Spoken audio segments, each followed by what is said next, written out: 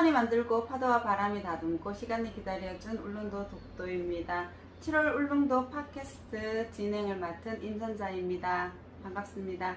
지난 7월 1일 제46대 울릉군 남안군 군수 취임식이 각 기관 단체장이랑 울릉 주민 등 약 500여 명이 참석한 가운데 한마음회관에서 개최되었습니다. 이날 취임식에는 군수 취임사와 함께 군수에게 바라는 울릉 주민의 영상이 방영돼 큰 호응을 얻었습니다. 남안군 군수는 취임사에서 행복한 국민, 다시 찾는 새 울릉이라는 군정 목표로 주민과 대화하는 울릉군 응급헬기 상주, 노인복지 증대, 경제 활성화를 위한 투자 유치 활성화, 울릉 농수산물 브랜드의 세계화, 매력 넘치는 생태 관광섬을 위해 열정을 바치겠다고 하였습니다. 한편 이날 취임식에 앞서 지난 6월 24일 김병수 울릉 군수의 퇴임식이 열렸습니다. 신임 울릉 군수의 취임식과 함께 발전하고 화합하는 울릉군의 미래를 응원해 봅니다. 다음 뉴스입니다. 최근 행정안전부에서 2024년 제4회 섬의 날을 개최로 울릉군이 선정되었다고 밝혔습니다. 정부에서는 섬의 가치와 중요성에 대한 국민의 의식을 고취하기 위하여 매년 8월 8일 섬의 날로 정하고 지난 2019년 행정안전부 주관으로 섬의 날 기념행사를 개최해오고 있습니다. 제1회 대회는 전남 목포, 2012년 2회 대회는 경남 통영, 그리고 올해 3회 대회는 전북 군산에서 개최될 예정입니다. 내년 울릉도에서 개최되는 섬의 날 행사는 울릉도 개척 이래 첫 번째 정부 주관 국가 행사로서 큰 의미를 가지게 됩니다. 내년 울릉도에서 개최되는 섬의 날 행사를 잘 준비하여 그동안 독도에 가려져 잘 드러나지 않았던 울릉도의 가치와 매력이 널리 알려지는 계기가 되었으면 합니다.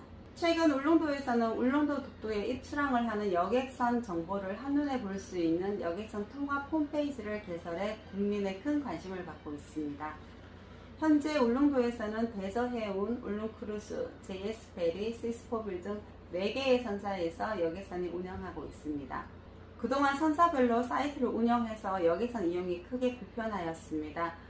이번 여객선 통합 홈페이지 개설로 각 선사들의 여객선 운항 정보를 한눈에 알 수 있어 주민이나 여행객들이 일일이 확인하는 불편이 크게 해소될 것으로 생각됩니다. 여객선 통합 홈페이지의 주소는 아래 자막을 참조해 주시기 바랍니다. 다음 뉴스입니다. 코로나19 방역 규제 완화와 지난해 9월 여객선 결항률을 크게 낮추는 대형 카페리아 취향 여파로 작년 상반기에 비해 올해 상반기에 2배 이상 급증했습니다. 울릉군에 따르면 올해 6월까지 관광객이 21만 8천 명으로 작년 같은 기간 9만 6천 명보다 2배 이상 늘어났습니다. 그동안 울릉도에 연간 관광객이 가장 많았던 해는 지난 2013년 41만 5천 명으로 방문했는 기록이 있는데요. 울릉군에서는 지난 2013년 관광객을 넘어설 것으로 조심스럽게 예측하고 있습니다.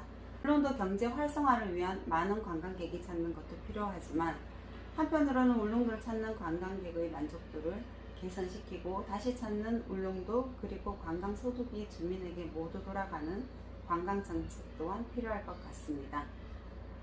다음 소식입니다. 2025년 중국을 목표로 1200m 길이 활주로와 공항터미널, 계류장 등을 만드는 울릉공항 건설 공사가 순조롭게 진행되고 있습니다. 지난 7월 6일은 울릉공항 건설을 위한 필수 우회 도로인 가두봉을 관통하는 길이 453m 공항터널이 개통되었습니다. 울릉공항 공사는 12층 높이의 아파트 3개 동을 합친 규모의 콘크리트 구조물로 케이슨 30개를 나란히 바다에 넣어 방파제를 만드는 국내 최초의 케이슨 공법이 도입된 공사입니다. 비록 울릉공항 건설로 으뜸을 상징하는 가두봉이 절개돼 큰 아쉬움이 있지만요. 울릉공항 공사가 순조롭게 진행돼 울릉도 섬 주민 생활 여건과 관광 여건이 크게 개선되기를 바라봅니다. 이상 울릉 팟캐스트였습니다.